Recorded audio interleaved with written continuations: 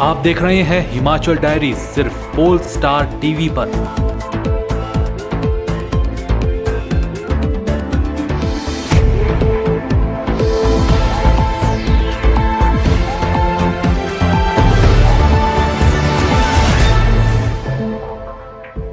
Himachal diaries के प्रायोजक हैं RK hospital Hamirpur, service with quality.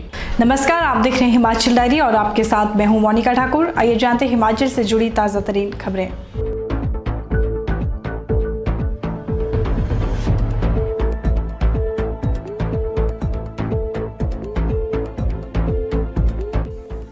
जिला ऊना का 3 दिवसीय हरोली उत्सव भव्य पंजाबी संस्कृति के लोक नृत्य गीते के साथ आरंभ हुआ। मुख्यमंत्री वीरभद्र सिंह इस अवसर पर बतौर मुख्य अतिथि उपस्थित रहे। हरोली विधानसभा के बठेरा मैदान में हरोली क्षेत्र की 5000 से अधिक ग्रामीण महिलाओं ने एकत्रित होकर सामूहिक गीते की प्रस्तुति दी। मुख्यमंत्री ने इस भव्य मेगा लोक नृत्य कार्यक्रम में उपस्थिति दर्ज कराते हुए कहा कि हिमाचल प्रदेश अपनी विविध संस्कृति तथा रीति रिवाजों के लिए जाना जाता है तथा हर क्षेत्र की अपनी संस्कृति होती है, जो हिमाचली होने के साथ साथ उस क्षेत्र के लोगों की पहचान भी दर्शाती है। यह पहला मौका है जब स्वां वुमेन फेडरेशन द्वारा आयोजित भव्य पंजाबी लोक नृत्य में सामूहिक रूप से इतनी बड़ी संख्या में महिलाओं ने अपने जिले की संस्कृति को प्रोत्साहित करने तथा महिला सशक्तिकरण को बढ़ावा देने के उद्देश्य से भाग लिया। का जो उत्सव है ये न केवल ऊना जिले में बल्कि हिमाचल प्रदेश के सांस्कृतिक कार्यक्रमों में उनका स्थान जो है उसको प्राप्त हुआ है। उसके लिए मैं आप सबको बधाई देना चाहता हूँ। मैं समझता हूँ कि हर जगह पर क्या हमें खूब मेहनत करनी चाहिए, पसीना बहाना चाहिए, प्रदेश और देश की तरक्की के लिए काम करना चाहिए और सारा समय जो है विकास के कार्यों में लगाना चाहिए। वहाँ पर मनोरंजन के लिए भी स्थान रहता है और इलाके की प्रदेश की सभ्यता संस्कृति को बढ़ाना भी इतना ही महत्वपूर्ण है जितना कि वहाँ का विकास करना होगा। हरोली में मैं एक सरकारी कॉलेज, डिग्री कॉलेज जो विशेष करके लड़कियों के लिए होगा उसको खोलने की मैं घोषणा करता हूँ। कॉलेज खुलेगा क्योंकि शिक्षा का प्रसार करना हमारी सरकार का प्रथम कर्तव्य है। इस मौके पर उद्योग मंत्री मुकेश अग्निहोत्री ने कहा कि महिला सशक्तिकरण तथा इस क्षेत्र की संस्कृति को बढ़ावा देने के उद्देश्य से इस मेगा गिद्दा कार्यक्रम का आयोजन किया गया। इसके अतिरिक्त विभिन्न स्कूली छात्राओं ने भी गर्मजोशी के साथ इस गिद्दा कार्यक्रम में भाग लिया। इससे पूर्व मुख्यमंत्री का हरोली पहुंचने पर भव्य स्वागत किया गया। उन्होंने खुली जीप में बठेरा से कांगड़ तक शोभा यात्रा की अगुवाई की तथा मेले में विभिन्न सरकारी विभागों तथा गैर सरकारी संगठनों द्वारा प्रदेश तथा हरोली विधानसभा क्षेत्र में हुए विकास को दर्शाती प्रदर्शनियों का उद्घाटन भी किया। वहीं इस मौके पर मुख्यमंत्री ने हरोली में निर्माणाधीन मिनी सचिवालय तथा हरोली रामपुर पुल का निरीक्षण भी किया।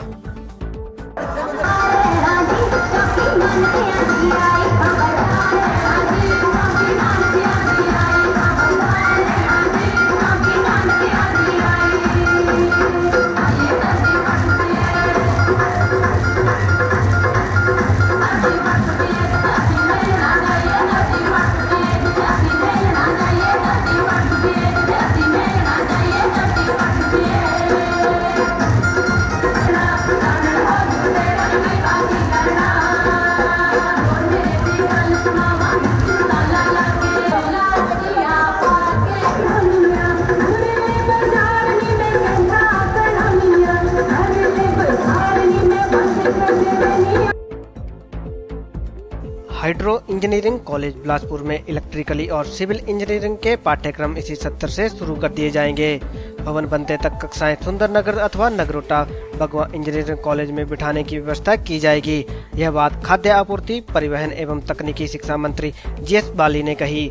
उन्होंने कहा कि इन 2 पाठ्यक्रमों में कुल 120 छात्रों को प्रवेश दिया जाएगा।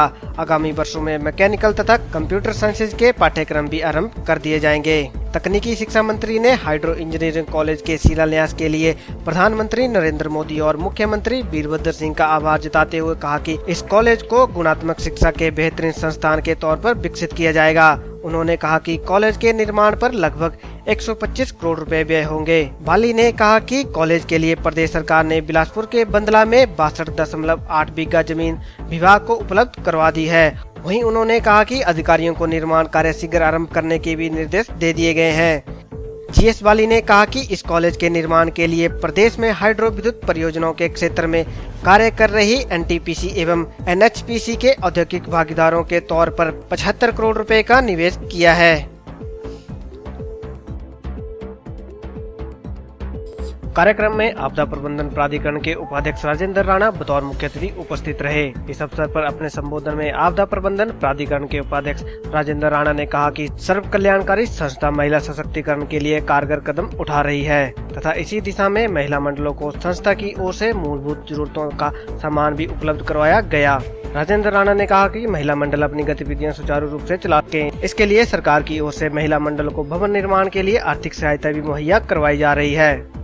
राजेंद्र राणा ने कहा कि सर्व कल्याणकारी संस्था अब तक 30 निःशुल्क मेडिकल कैंप आयोजित कर चुकी है, जबकि 6000 गरीब परिवारों की कन्याओं की शादी में भी आर्थिक मदद दे चुकी है। वहीं उन्होंने कहा कि संस्था के युवा विंग द्वारा नियमित तौर पर रक्तदान शिविरों का आयोजन भी किया जा रहा है। ऐतिहासिक शिमला रेलवे स्टेशन का यात्रा सुविधा समिति ने निरीक्षण किया। इस दौरान कई खामियां सामने आई, जिनको जल्द दुरुस्त करने के दिशा निर्देश दे दिए गए हैं। शिमला रेलवे स्टेशन के कुलियों ने यात्रा सुविधा समिति के सदस्यों से शिकायत की है कि शिमला के रेलवे स्टेशन में कुलियों को निजी होटलों की मनमानी का शिकार होना पड़ रहा है। निजी होटल के गाइड व कुली रेलवे स्टेशन पर पहुंच जाते हैं और पर्यटकों को कमरा दिलाने के बहकावे में लाकर ले जाते हैं, जिससे कुलियों की रोजी रोटी पर असर पड़ रहा है। जिला रेलवे स्टेशन पर लक्ष्मी प्रसाद जसवाल की अध्यक्षता में यात्रा सुविधा समिति ने निरीक्षण किया। निरीक्षण के दौरान समिति के सदस्यों ने रेलवे स्टेशन पर छोटी छोटी कई कमियां पाई, जिन्हें तुरंत प्रभाव से दूर करने को कहा गया। सबसे पहले यात्रा सुविधा समिति के सदस्यों ने यात्री प्रतीक्षालय का निरीक्षण किया, जहां पर शिमला और प्रदेश के पर्यटन स्थलों का बोर्ड हिंदी में लगा है, जिनके लिए स्टेशन अधीक्षक को हिंदी और अंग्रेजी दोनों भाषाओं में बोर्ड लगाने को कहा गया, ताकि सैलानियों को दिक्कत ना हो। इसके अलावा canteen, food corner, book stall का भी निरीक्षण किया गया, जिसमें वस्तुओं पर अंकित मूल्य से अधिक न बेचने के निर्देश दिए गए और रेट लिस्ट स्टॉल के बाहर लगाने को कहा गया, जबकि बुक स्टॉल में भी सूची लगाने के निर्देश दे दिए गए हैं। देखिए, अभी तक जो एग्जिस्टिंग सुविधाएं हैं वो लगभग आवश्यकता के अनुरूप पूर्ण है, लेकिन इसके बावजूद भी एक सामान्य सिद्धांत होता है कि किसी भी सुविधा का या इम्प्रूवमेंट की कोई सीमा नहीं होती। There is always scope for improvement. जो हम सुविधा दे रहे हैं उसको और बेहतर बनाने की गुंजाइश हमेशा बनी रहेगी, लेकिन अभी जितना सुविधा कैटेगरी हर एक रेलवे स्टेशन को रेलवे ने डिफाइन किया है डिफरेंट कैटेगरी में। क्योंकि शिमला स्टेशन जो है डी मॉडल कैटेगरी में है, तो उसके हिसाब से जितना प्रिस्क्राइब सुविधाएं हैं वो सब यहाँ पर। लाहौल व कुल्लू को जोड़ने वाला रोहतांग दर्रा शुक्रवार को वाहनों की आवाजाही के लिए बहाल हो गया है। शुक्रवार को बीआरओ ने रोहतांग दर्रा आम वाहनों के लिए खोल दिया है। बीआरओ चीफ इंजीनियर मोहनलाल ने पूजा अर्चना के बाद रोहतांग मार्ग को आम वाहनों की आवाजाही के लिए हरी झंडी दिखाई।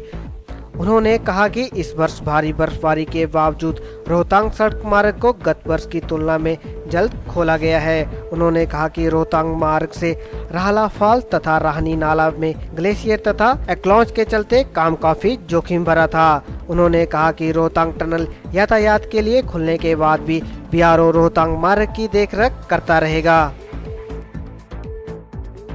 आज के बुलेटिन में फिलहाल इतना ही। मोनिका ठाकुर को दीजिए इजाजत। नमस्कार।